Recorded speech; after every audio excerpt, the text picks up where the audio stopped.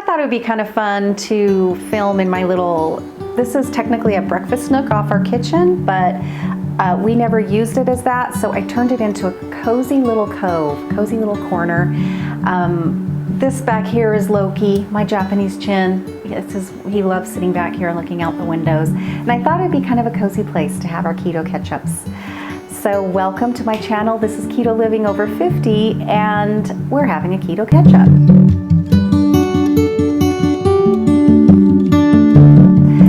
All right, so how have I been? I guess I will sort of catch up on the last couple weeks, really. The last time we did this, last couple Fridays ago, I weighed in, I believe, at 166.8. And I needed about a pound to go to say I've lost 10 pounds because I started at 175.6 or 8 pounds when I weighed myself. And I want to say that was probably my heaviest, maybe give or take a couple pounds both ways. But you know how it is, you sort of avoid getting on the scale when you know you're not doing good. But I did, and that's about what I weighed. So I weighed myself this morning, and I weighed 165 on the nose. So I have lost, technically, just a teensy bit over 10 pounds. So I did record how to use the Keto Mojo testing thing. And just in case you have that one, and it's super easy to do. They have a little kind of kickstart, little, directions in there. But just in case, I went ahead and recorded off of my phone how to do that. All right, so guys, I'm going to show you how to use the Keto Mojo meter here, and it's time for me to check my glucose and my ketones. Sometimes I forget to do this. You don't have to obsess about it, but especially in the beginning, I think it's really cool to sort of get a gauge as to how that's all going. You're going to hear my kitty cat down there because this is where I stand when I make her food. Even though it's not her time to eat, you're going to hear her meowing. Okay, so here's what it looks like in here. Now, these I have since purchased myself in a bulk of like 300 for $12 and something cents off of Amazon. Oh, she's actually gonna come join us, and that's a no-no. Not allowed on the counters. So yeah, that's an exception, but you will get some of these, and I can't remember how many comes in the kit, but you will get some. And then you also, with every time you order, especially the ketone strips, I'm not sure if I think it's for both, you will get one of these little doodads. And you're just going to put that when you first start using this into your meter, right where the top is, where you would put these strips. And it's going to basically make sure, because this number that is on here, you can't see it, but should match the numbers that are on your bottles. And you have to do that every time you buy new ones. You'll get a new number and a new one of these to basically make sure that they are working together. And then here is the pin. It's very easy to do. I'll show you how to do that. Here's the meter itself. I love the size of this meter. The screen is nice and big, and it's really great. I'm super happy with it. So here's the actual meter. So here is the pin. And so what you're going to do, if you can see right here, I don't know if you can see that or not, there is, a little arrow, and you're just going to turn it to the opposite side, and that will lift off the top, load one of the needles and push it all the way down, and then you're going to have to twist off this little round top. So let's do that. And now you're going to find that little triangle, find that on here as well, if you can see it, and I'm going to put that on and click it over to the side so it won't come off anymore. Now, this is the button that you're going to push because it's already been pulled back. And this is the button that you're going to push once you get it on your clean finger. So I'm going to wash my hands, so I'm going to go ahead and do that now. So I like to actually start with my ketone reading, which is the blue one. And all you do is there's a little slot here at the top of your meter. So you're going to stick this side into it because this is the side that is going to suck up your blood. So that needs to stick out. So I'm going to put that in, and it's going to turn on automatically. And it's going to say CH, so you want to wait till that goes away. And now it's ready for me to give it its blood. So on the top, the very top here, is a little scale, and it goes from little all the way to large, like almost like a bar graph. You probably can't see that. I'm seeing that. It's quite bright. So I go to the very, very beginning, like it's barely coming out of there. I found that I don't need it any higher than that. But like my husband, who has a lot of calluses on his fingertips, he has to go a little higher. I would recommend starting at the very lowest setting. If it's not working for you, just go up one click and try that. So I actually started at 2, and come to find out I could get away with just doing the very first setting. And that's just basically, you know, how it adjusts the needle and how much of it is going to actually kind of go into your finger there. So here's the button. Always try to remember to keep that up so it's easy to press. And then you just sort of, I pinch my finger just a little bit to get the fleshy part there. I put it up against there, and then I just press that button. We'll see if the first setting is going to work okay. And then you're going to squeeze the blood. You don't need much, but you generally need more than this. So let's see. So you're just going to squeeze that. Again, you don't need much. This turned off because we waited too long. So I'm going to put that back in there. Wait for the CH to disappear. And now it's ready to go. So you just put that right up to your little blood drop.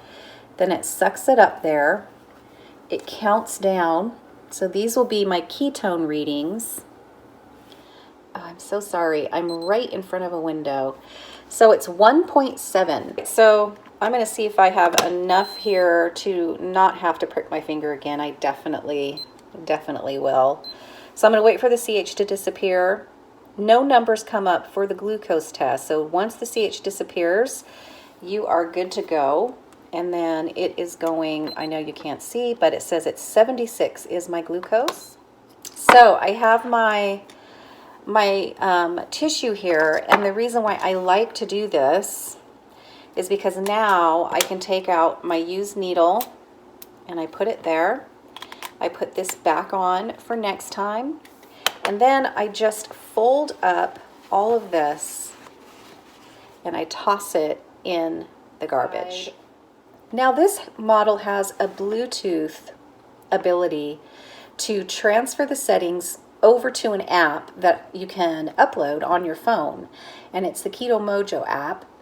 And then it will just really quickly transfer the data in here over to that app. So I have a running sort of look at all of my readings when I first started doing this. I love, love, love that feature. And since I am recording this on my phone, I can't show you, unfortunately, the app. But it is super easy to do. I just click on the app. Then I just quickly say, I think it's called, it says something like transfer settings or something. You press on that. And then what you do is you hold this side little button up for about 3 seconds. 1, 2, 3. And then this little blue bleep will start. And that means it's ready to talk to your phone, and boop, it just transfers it right over. And I absolutely love that. Good to go. So that is how easy it is to check your glucose and your ketones. I felt fine. I generally, when I start eating better and my insulin levels have really kind of come down, and the kind of foods I'm eating, I don't have a big insulin response, then really hanging out around the 70s and 80s is quite normal for me. And then, let's see, yesterday my ketones at about the same time, actually, about 12:30 was 1.5, and my glucose was 85. So in looking at this, now I didn't do anything, let's see, last Saturday, my glucose was 94, and then the day before that, my glucose was 83. Day before that, it was 81, and then 88, 89, 93. And then my ketone readings,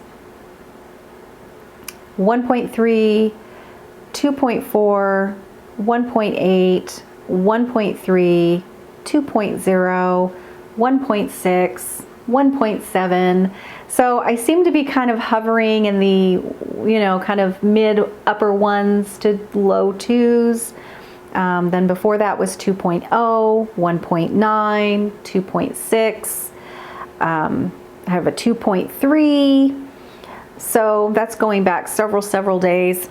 I was only doing it looks like once a day. There was one or two in there that was the sort of different times of day in one day. But so anyway, that kind of gives you an idea. It looks like I'm hovering in the 80s in my glucose, if you were to average out the 70s and the kind of in the 90 range. So I think I'm in around the 80s, and then my ketones, mid ones to low twos, and we'll see how that goes.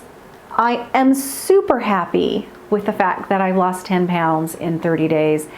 I mean, a lot of people lose a lot more in that first 30 days, but let's remember, I'm 54, I have a very damaged metabolism, and I don't remember losing 10 pounds in 30 days, honestly, even the first time I did this several years ago. So I am thrilled with it. Now, if I get a stall this early on and say I go 30 days and I only lose maybe 1 or 2 pounds, then I feel like I will have to sort of take a step back, see what I need to adjust, and what's going on there, because I think it would be really hard to not get a little disheartened if another 30 days goes by and maybe I stay the same, or I only lose 1-2 pounds.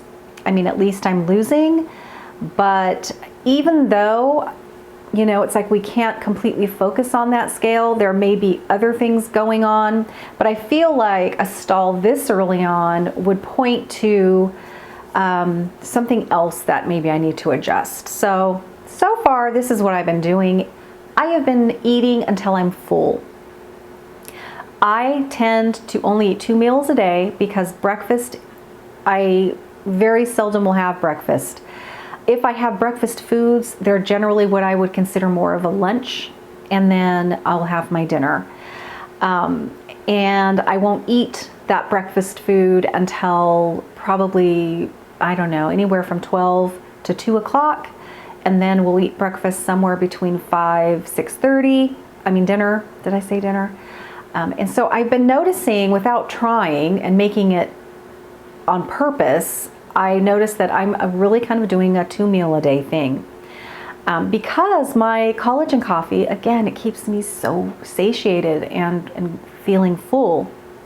So today what I've eaten so far is, I haven't really eaten anything yet.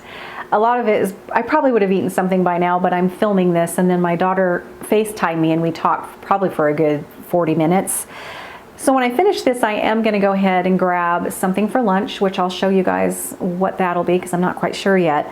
This morning, I just had my collagen coffee, but I'm just looking at my pictures of what you're going to see here. So this is one of those days that I had a more of a breakfast for lunch, and it was probably because I didn't have any leftovers from the day before. So that is basically just scrambled eggs and some zucchini, some onion and garlic. And I may have used paleo seasoning for that. I love paleo seasoning on zucchini. It's delicious. And then a couple pieces of bacon there. And then for dinner, I had a salad, which I have to really force myself to do to get some really dark green leafy greens. I am not a salad person at all, but I have to force myself to fit that in somewhere. I do think those are great for the liver and all of that. So I did that with some Primal Kitchen salad dressing, some really nice mayonnaise, of which all I did here is fried up some hamburger patties out of that really nice ground beef. And then on top of that, I put a heavy dose of the mayonnaise. And on top of that, I made some guacamole and put that right on top of there. And then that on the side there, of course, is just broccoli with some butter. And that was actually pretty good with that side salad and all of that. It filled me up really nicely. This was delicious. And unfortunately, my son didn't like it as much as I did. This was heavy dairy. However, I put a lot of different kinds of cheeses in this to kind of thicken the sauce and give it a ton of flavor. I used spiraled zucchini that was already spiraled for me that I splurged on and got some already made from Whole Foods, and made this. It was something I threw together. I didn't follow a recipe, but it was basically my take of like a chicken parmesan. I put like an Italian blend cheese in there and melted it in with the butter and lots of garlic, and oh my goodness, it was so good. And I only put probably about a half a cup of sugar-free marinara sauce from Rouse in the whole thing, and a ton of olives. As you can see, that wasn't a small helping, and it was delicious. And I believe I even had a little bit smaller second helping. It was so good. And then this is when we had steak. Obviously, this is just last week, and I made a T-bone strip steak, I believe it was. Is that what it was? Or a ribeye steak or a T-bone? I can't remember. From Whole Foods. They have really great sourced, wonderful meat there. And then I just, in that same really great drippings, I fried some zucchini, and I did a side salad, and I went ahead and put some cheese in it, and I had a pickle and some Primal Kitchen dressing, and I think I even used some holy guacamole, organic guacamole, and put that in my salad too. That was really good. So that just kind of gives you a little bit of idea. Now today I'm going to see what I have for lunch. I'm going to eat my lunch. I'm starving right now, so I know I need to eat. And I will take a picture of that and let you know what it was that I had for lunch. So here's what I'm having for lunch. This is leftovers, and I ended up having plenty. My son left me some, yay. So this is leftover chicken with that kind of really nice mustardy sauce that it has whole cream in it and garlic and smoked paprika on the chicken. It ended up being really good, but like I said, I tweaked it so much that I don't know if I could ever recreate it. I do have just a few little cubes of some, I was gonna say chicken, cheese, lots of olives. I love olives, and a little bit of broccoli down under there with a good amount of butter that is already melted. That was leftovers from last night as well. So this is what I'm gonna be eating right now for lunch. All right, so I'm gonna wrap this one up today, you guys. Let me know down below, please, how you've been doing the last couple weeks. Touch bases. What's been going on? Have you been feeling those bad cravings? What kind of things have you been really enjoying when it comes to what you're eating? Have you found something at the grocery store that has been a great find and you want to share it with everyone? Please let us know down below.